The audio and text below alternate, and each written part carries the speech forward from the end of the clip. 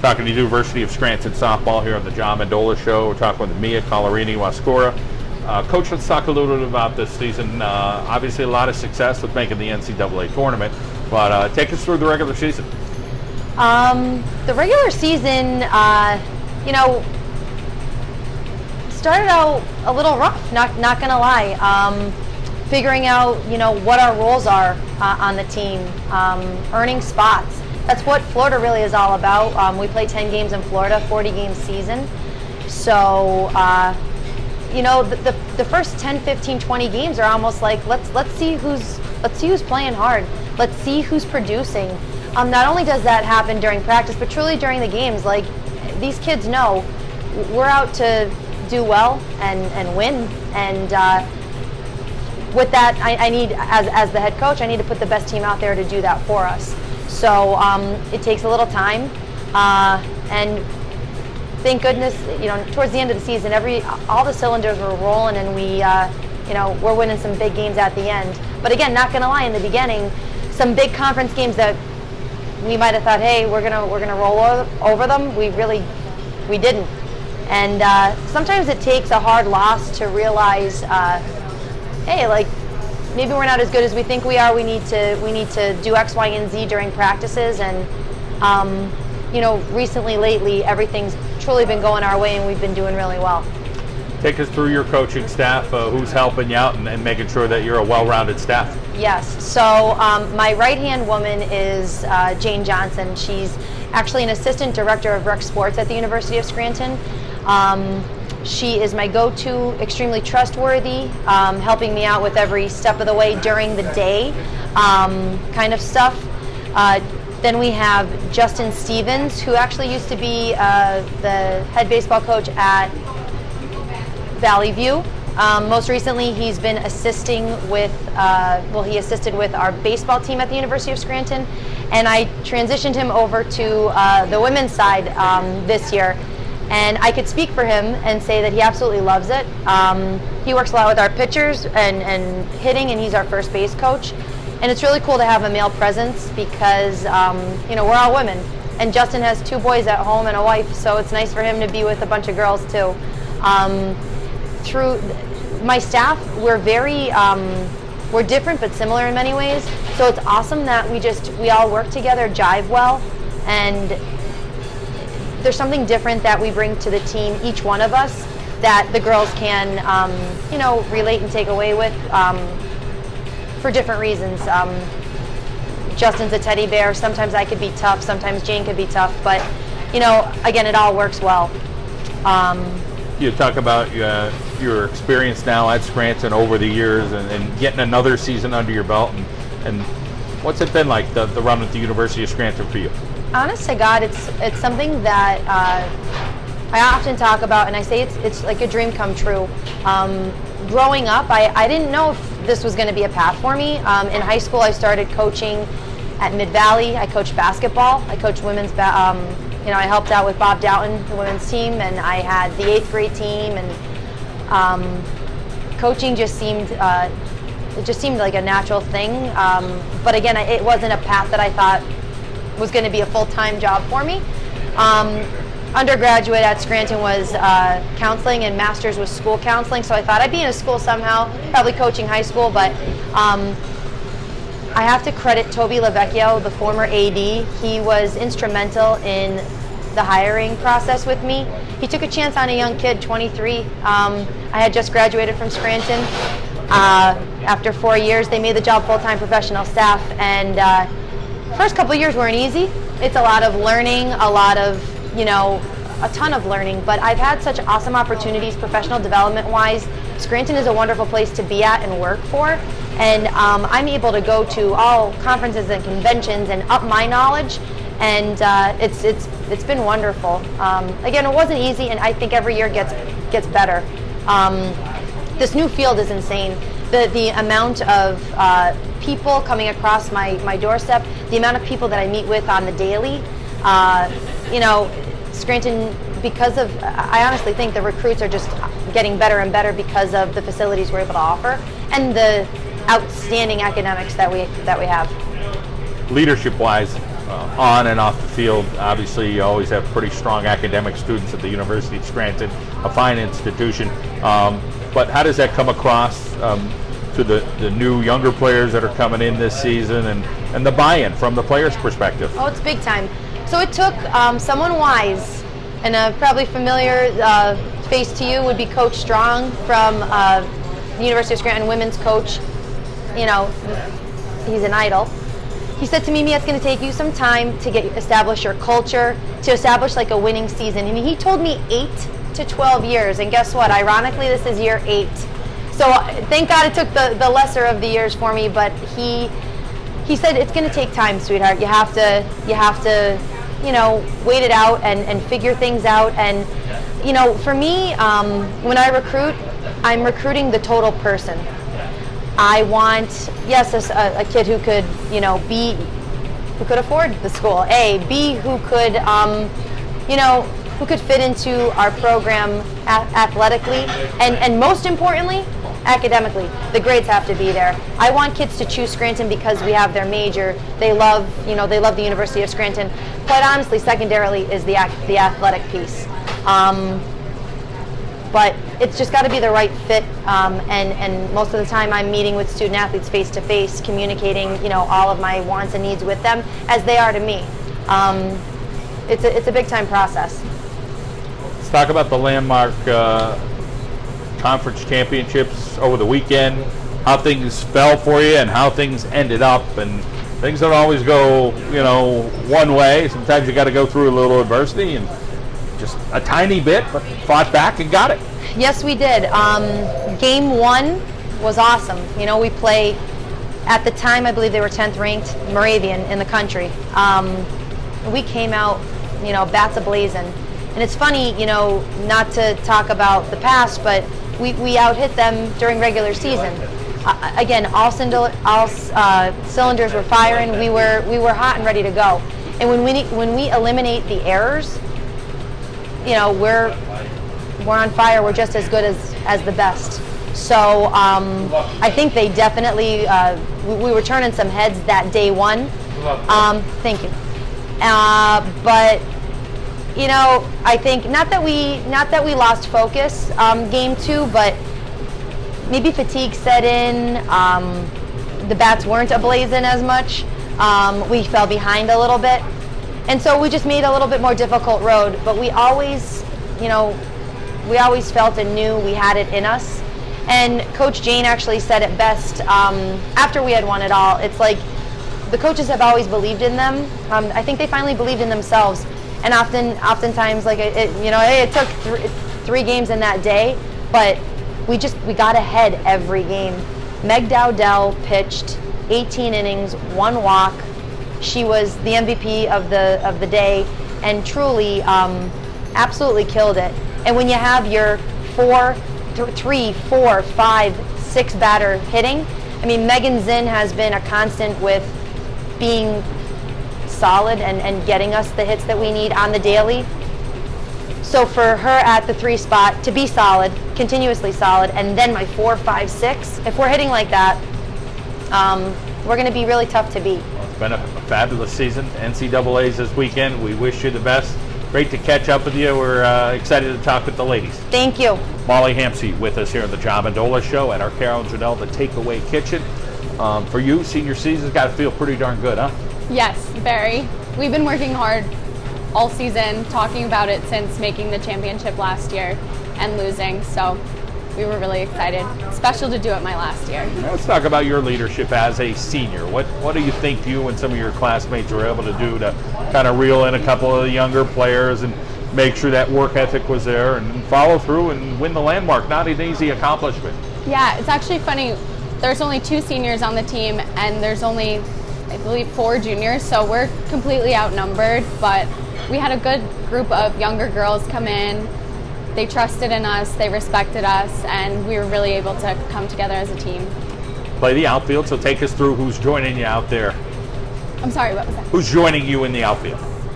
So in right field, we have Mackenzie Duffy. In center field, Megan Zinn, and I was in left field this weekend. I also rotate in with Kira Livesey and Brianna Lear. So So the 5 of us kind of rotate in and out.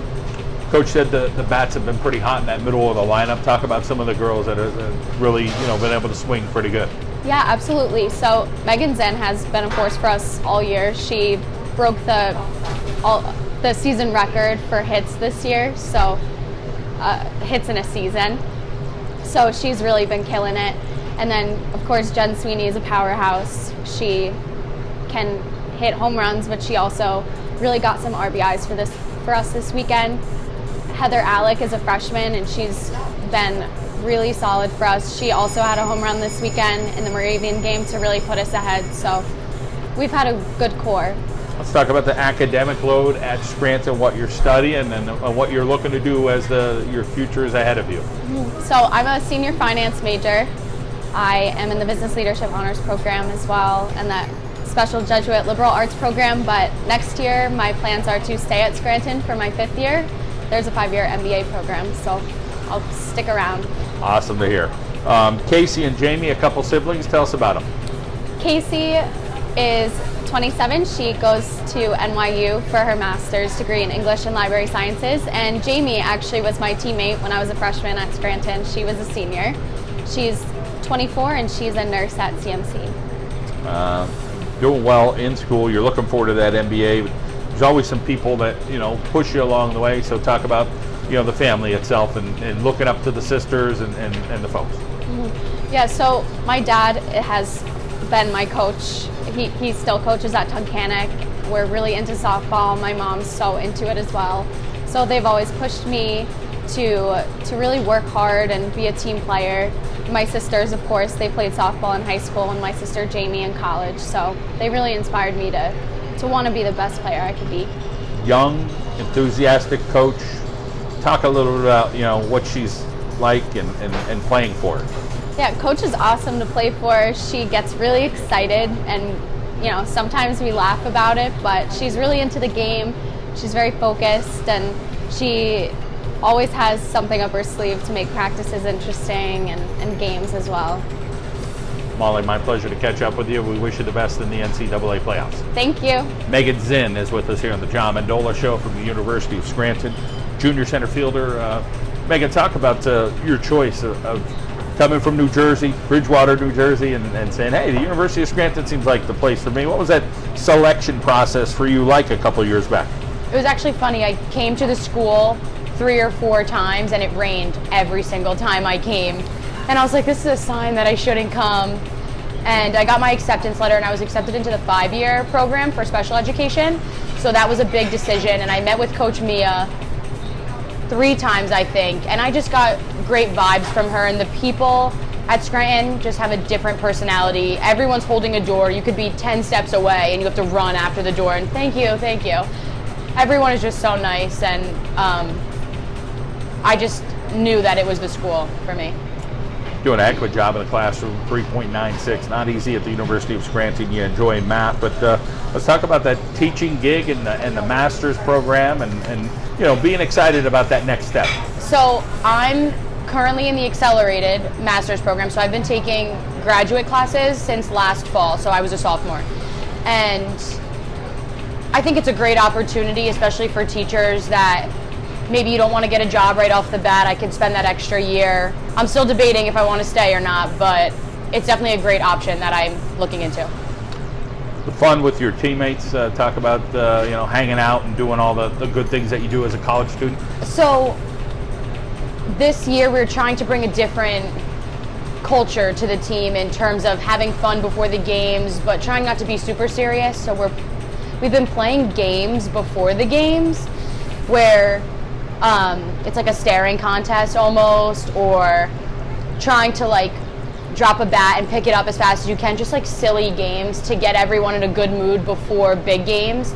And it works because we've been playing the game since Florida when we weren't doing so well, and it's worked up until now. We're heading into the NCAAs. So let's talk about your parents and your grandma as your role models. What do they do for you? I'm sure they're out to support you when they can, right? So my dad and my mom come to weekday games. They'll drive the 2 hours almost every day of the week when we play during the week, and sometimes they're the only fans in the stand, and I couldn't be more thankful.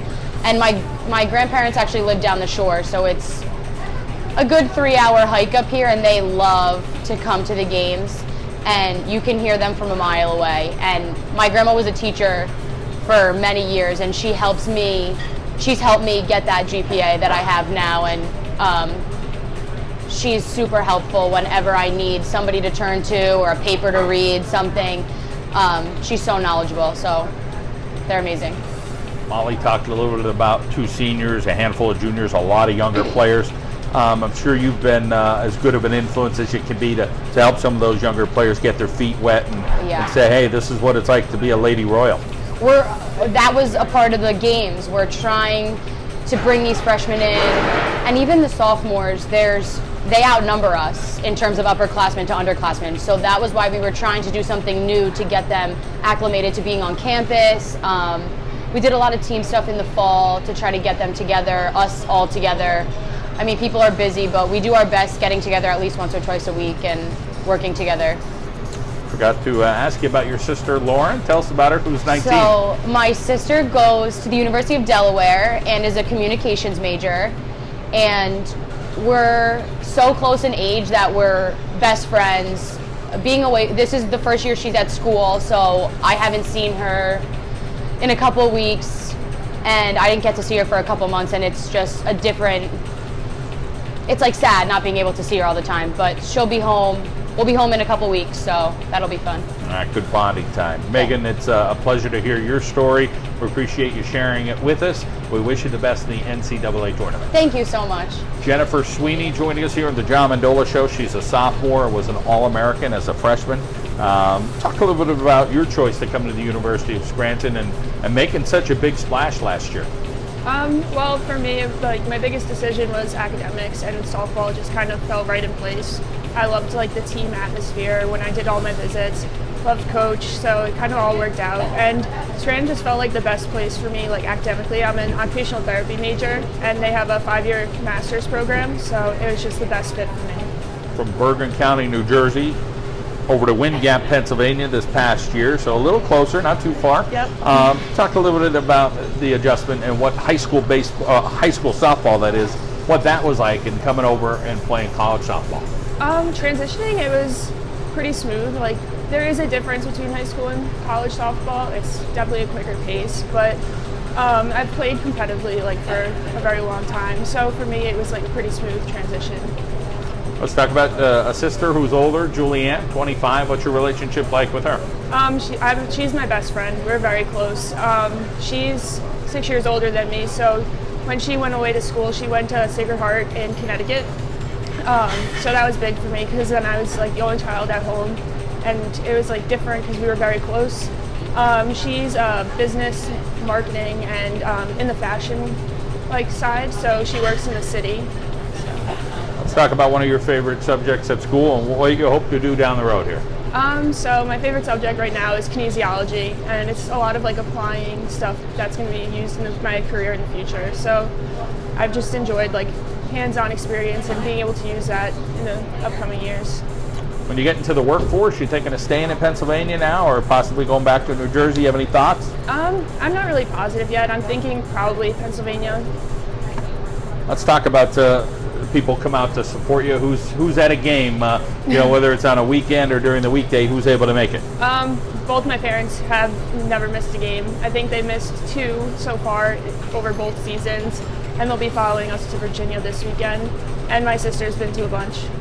What do you think has made it special this year with this year's team? Coach said, we were a little rough around the edges when we were down in Florida in the beginning of the season. What do you think turned it around? I think just everyone realizing the support we have for one another and how much we care for one another.